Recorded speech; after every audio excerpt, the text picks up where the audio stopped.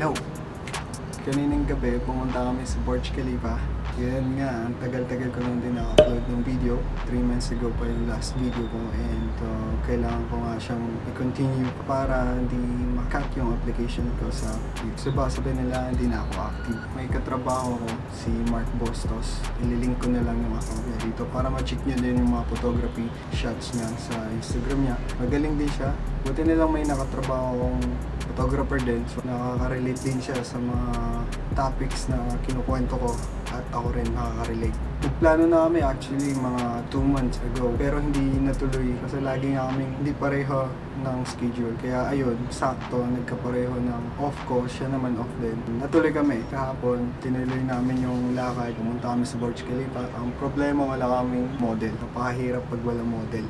So gumawa kami ng paraan para i-execute yung lakad namin na hindi masayang. So may second plan na kuhaan yung mga ibang tao or mag-ask na lang ng stranger na kuhaan sila ng portrait. But may nakita naman kami pero para namang ayaw nila. Hindi na namin tinuloy yung plan na yun na mag-i-ask na lang yung mga strangers. Naghanap na lang kami ng ibang paraan para maganda yung outcome ng lakad namin. And naisip namin may website na sinend sa akin si Mark dati na website na kuha sa Burj Khalifa. Napakaganda ng angulo. Then yun ang naisip namin. Pumunta sa location na yun, sa the best composition na yun, sa the best na angulo na yun. At doon namin kuna ng Burj Khalifa. Ang problema, hindi namin alam kung saan yun. So doon yung challenge. Nag-ikot-ikot kami sa buong Burj Khalifa. Hindi namin alam yung na yun, exact angle, exact location. Mamaya makikita nyo sa video kung paano namin nahanap yun.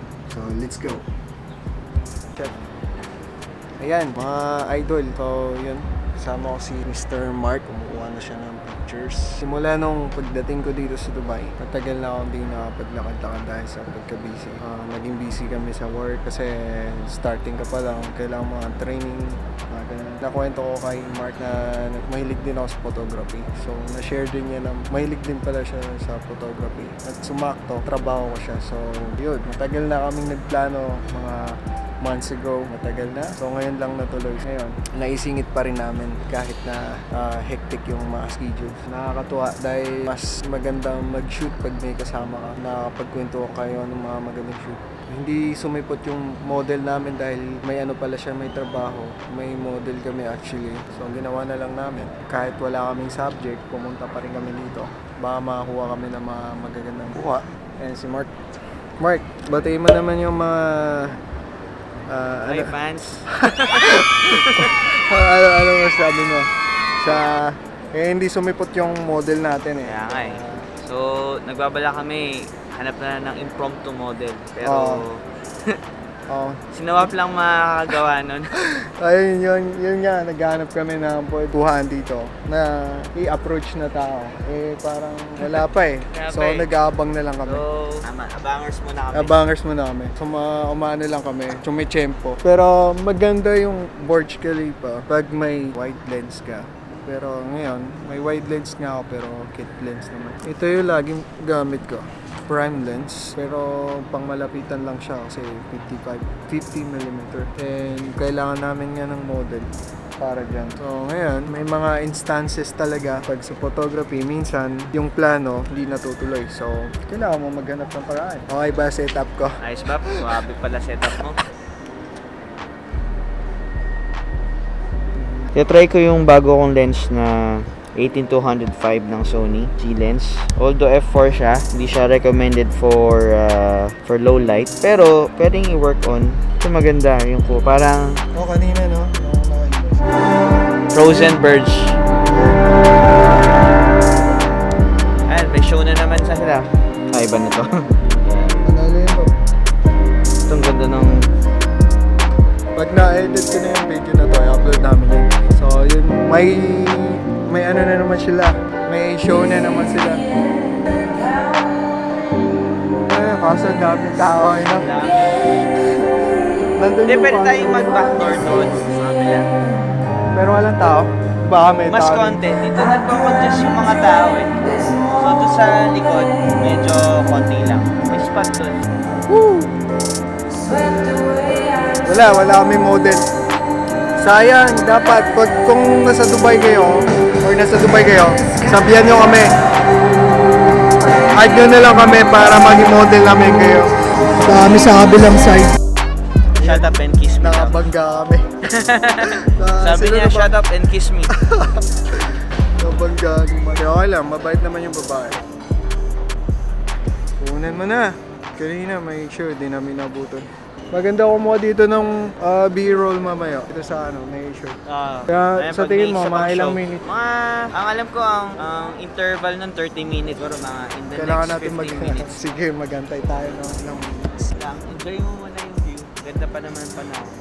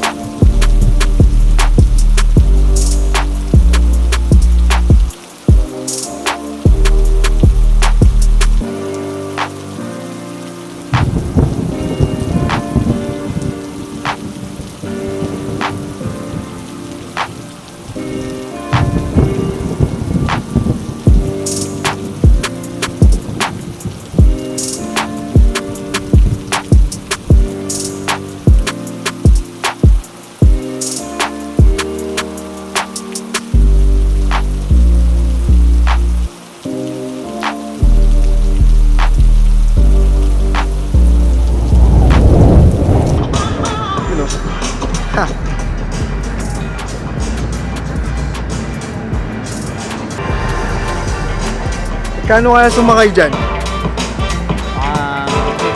25, 50, 30. Sasakay tayo dyan pag na 100 subscribers na tayo. Anong tawag doon? 1K, 100K. So, nakikiusap po kami. Nakikiusap tayo. Para sa page ni Nawap. At saka yung tawag doon, para makasakay kami sa bangka. 100. Ay, puno ka. Ay, ito ba yun? Parang hindi ba? Parang hindi pa ito. Hindi ba yan? Wala na yung upuan. Ito nga yun. So, kailangan namin pumunta sa... Parang Ito. Gaganon Ito yung tayo. pool, no? So, kailangan natin pumunta doon sa kabila. Ito yung kuha na dito nga magdulong exposure. Panalo yun doon sa kabila doon. Alin? So, doon. Oo. Oo nga, sakto siya. So, dito yung kuha. Kung saan yung website na nakita natin ba yan? Pero may Trojan horse dito, pero yung mini lang. Trojan horse sa mini. Dito atras ka pa ba? Maganda dito. So, maganda kukuha dito. So, ito yung hinahanap namin na lugar. Yan. May nakita kaming Actually, parang hidden spot to hindi hindi masyadong puntahan kasi lahat ng attention nandun sa may fountain. Pero, So mostly yung mga tao nasa fountain sila. Ang alam mo naman yung mga photographer, iba yung pinupuntahan nila, yung mga the best na angle. So dito yun. Tagal namin hinahanap to. Kanina pa. So ngayon nahanap namin. So si Mark, magsiset up siya ng tripod niya. For that, Burj Khalifa. Nakita na namin to sa internet. Hindi namin alam kung saan yung pinaka-spot na yun. Kasi ang ganda yung kuha ng website na yun. So, hinanap namin yung spot. So, ito, nahanap namin siya. Ayan, dito pala. Nasa likod ko. wait ako. Kaya hindi mahanap, mahirap. Para ma-cover up yung lahat ng kailangan niya mag-wide. So, naka-wide din ako. So, try natin kunan ngayon yung Burj Khalifa using this angle. Parang ang ganda kasi dito, may reflection. Yan, ito yung pinaka-shot ngayong gabi. So, kailangan mo perfect. Perfect ba? Sana. Ito yung pinaka-shot namin mamaya. Ngayon. So magaya tayo dito. Ang ganda ng dito. Reflection ng dome na yan. Tapos dito maganda yung yung long exposure. Kung mag-LED ulit sila, tingnan natin. Pero sana malay mo rin may dumaan dito na model, di ba? Yun. Ito ang problema Magwa-wide sa agad. So, isi-set up ko na rin yung akin para makakuha na rin ng picture. So, tara. Medyo dangerous yung position namin dahil yung lens namin ay 80mm lang. Hindi siya wide enough para ma-cover up lahat ng So, napaka-challenging. Pwede namin siyang Sana yung gawin. insert Kaso, doon ka na sa pathway ng sasakyan. Mahirap. Siyempre, papwesto ka dyan. Ayan, Bab. Babagay ka Sabon nila. na yan, Bab. Sana naman. Tamaan Sabon na na yan. to. Dapat. Tama ba? Pagod na ako. Gutom na rin. Kaya yan. Ito, naka 18mm kami. Kaso pag dito ka pumwesto, putol yung putol yung tuktok ng Burj Khalifa. Okay naman na kunan siya, kaso mas maganda na may reflection. Grabe, hindi makunan na maayos. Gusto naman namin pumunta doon. Problema dyan, daanan ng sasakyan. So, ayaw kong mamatay pa. Sayang kasi gusto mo ng tubig eh. yung tubig kasi yung nagpanalo dyan, titignan mo. Tapos Burj Khalifa. Ang ganda ng reflection. So, ang ganda ng kuha. Panalo na yan.